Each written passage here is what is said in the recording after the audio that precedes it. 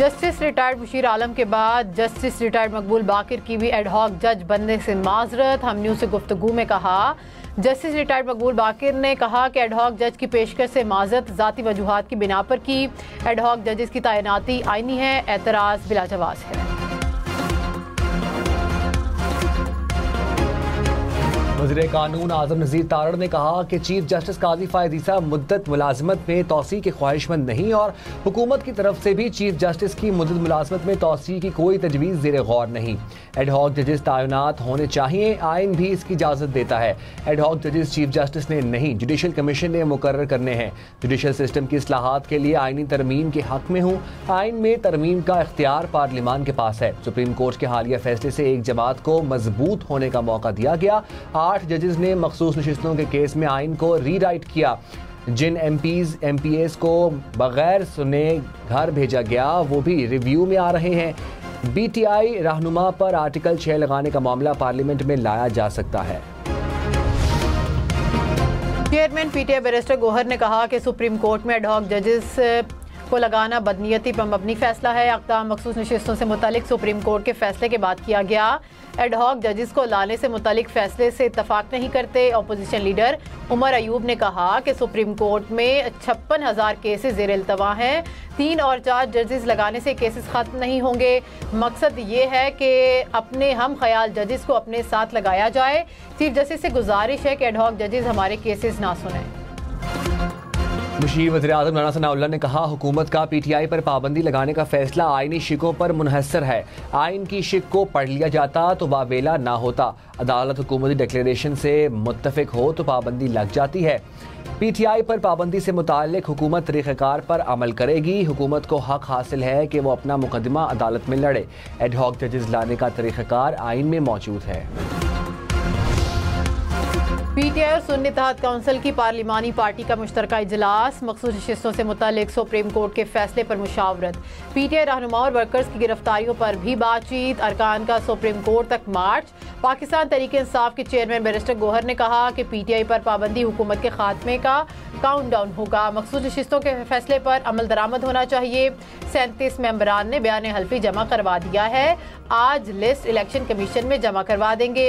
Opposition leader कौमी assembly Umar Ayub ने कहा कि पाकिस्तान तहरीक इंसाफ मुल्क की बड़ी सियासी जमात है जिस पर पाबंदी नहीं लगाई जा सकती।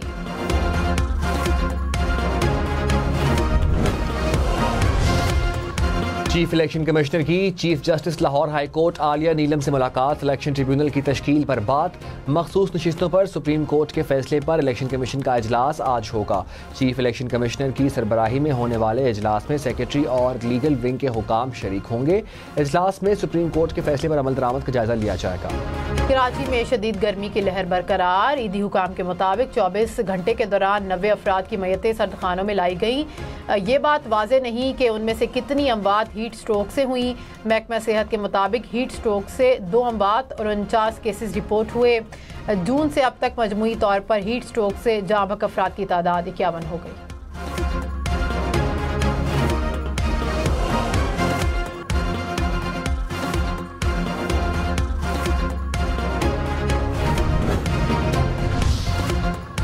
कराची में समुद्री हवाएं बंद होने से शदीद गर्मी, दर्जा हरारत 37 डिग्री को छू गया, जिसके बायस गर्मी की शिद्दत 44 डिग्री महसूस होने लगी। आज से समुद्री हवाएं बहाल होने का इम्कान। महकमा मौसमियात के मुताबिक कराची समेत सिंध के मुख्तलिफ शहरों में 20 से 21 जुलाई को बारिश का इम्कान है।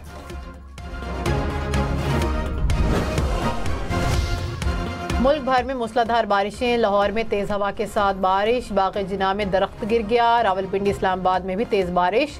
जेहलम, मंडी बहाउद्दीन, सियालकोट, गुजरात, जलालपुर, भट्टियाँ, मियांवाली और खारियाँ में भी बादल खूब बरसे। खारियाँ में छत गिरने से 2 बच्चे जाँ बहक, सड़कें पानी में डूब गईं। जनूबी पंजाब में तूफ़ानी बारिशों के पेश नज़र PDMA ने अलर्ट जारी कर दिया। बारिशों का सिलसिला 21 जुलाई तक जारी रहेगा। कराची में शदीद गर्मी के बावजूद एलानिया और गैर एलानिया लोड शेडिंग का सिलसिला जारी है।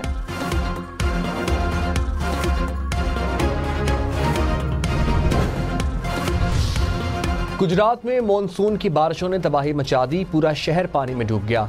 DC हाउस, DPO हाउस और घरों समेत नशेबी इलाकों में पानी दाखिल हो गया। पानी की निकासी की कोशिश जारी।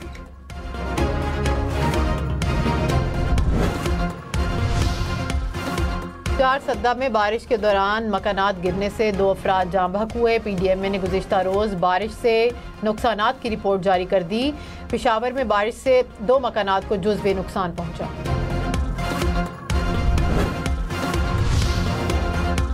मौजूदा हुकूमत IMF के साथ मिलकर तमाम इस्लाहात करेगी। हुकूमत खत्म हुई तो पाकिस्तान में टेक्नोक्रेट हुकूमत आएगी। आलमी क्रेडिट रेटिंग एजेंसी फिच ने रिपोर्ट जारी कर दी। कहा बानी PTI मुस्तकबिल करीब में ज़ेरे हिरासत ही रहेंगे। माशी बहाली का अमल शुरू हो चुका। इस साल शरह सूद 14% तक और महंगाई में कमी हो सकती है। फरवरी के आम इंतखाबात के बाद सियासी तनाव अभी तक बुलंद है। इलेक्शन में PTI के हिमायत याफ्ता आज़ाद उम्मीदवारों को बड़ी तादाद में कामयाबी मिली। शहरों में मुजाहरे मुआशी सरगर्मियाँ मुतासर कर सकते हैं। इत्तेहादी हुकूमत इस्लाहात ना कर सकी तो डॉलर महंगा होगा, महंगाई बढ़ेगी और शरह सूद में कमी में ताख़ीर होगी।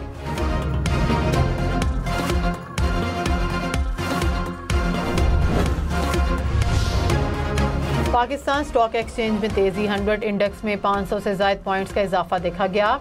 इंडेक्स 81,000 पॉइंट्स की सतह से ऊपर। सोने की कीमत तारीख की बुलंद तरीन सतह पर। फी तोला सोना 4600 रुपये महंगा होकर 2,54,000 रुपये का हो गया। पेट्रोलियम मसनूआत की कीमतों में इजाफे के असरात। ट्रेनों के किराए बढ़ा दिए गए। पाकिस्तान रेलवेज ने मुसाफिर ट्रेनों के किरायों में 1% इजाफे का नोटिफिकेशन जारी कर दिया। किरायों में इजाफे का इतलाक 19 जुलाई से होगा।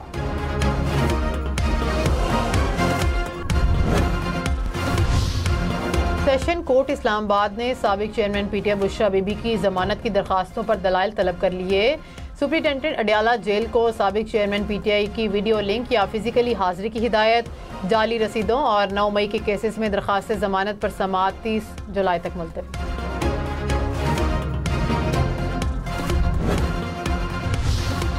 साबिक चेयरमैन PTI और बुशरा बीबी से तोशा खाना रेफरेंस में तफ्तीश। नैब की टीम अडियाला जेल पहुंच गई। नैब टीम आज मुल्जिमान से चौथी मरतबा तफ्तीश करेगी। नैब की टीम तफ्तीशी पेशरफ्त रिपोर्ट 22 जुलाई को अदालत में पेश करेगी। इस्लामाबाद हाई कोर्ट ने सनम जावेद की गिरफ्तारी गैर कानूनी करार देते हुए रिहाई की दरखास्त निपटा दी। अटॉर्नी जनरल ने अदालत को बताया कि सनम जावेद को मजीद किसी मुकदमे में गिरफ्तार नहीं किया जाएगा। सनम जावेद आज़ाद हैं, अपने सूबे में जा सकती हैं। वकील की सनम जावेद की जानिब से नामुनासिब अल्फाज इस्तेमाल ना करने की यकीन दहानी।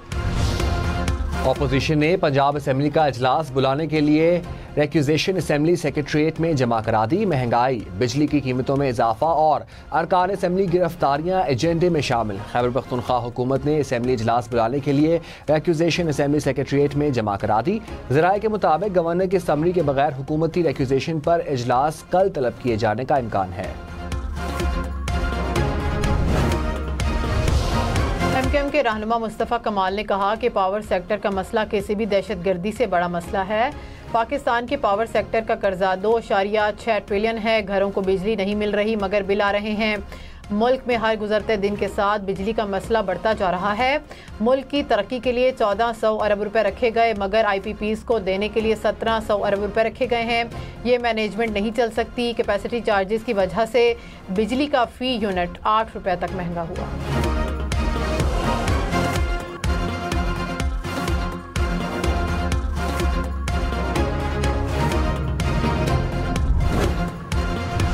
चूनिया में शहरियों का लेस्को ऑफिस पर धावा। ट्रांसफार्मर की मुसलसल खराबी से तंग इलाका मकीनों का एहतजाज। कहा 1.5 माह से हमारा ट्रांसफार्मर खराब है, घरों में पानी तक मौजूद नहीं।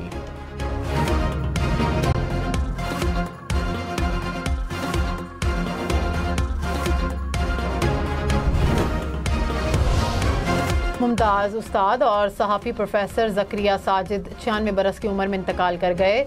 वो कराची यूनिवर्सिटी के शोबा अबलाग आमा के बानी थे और उनकी ज़ेर निगरानी हज़ारों तलबा सैकड़ों सहाफ़ियों ने तालीम हासिल की। खिदमात के अतराफ़ में उन्हें तमग़ा इम्तियाज़ से भी नवाजा गया।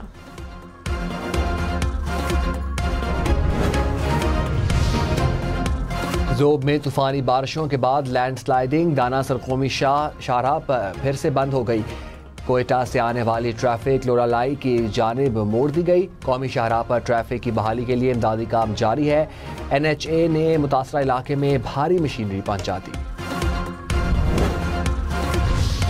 खुशाब में नहर में डूबने वाले 5 बच्चों की लाशें निकाल ली गईं। एक बच्चे की तलाश के लिए ऑपरेशन जारी। 2 रोज कबल कश्ती पर सवार 10 बच्चे नहर में डूब गए थे, 4 को बचा लिया गया था।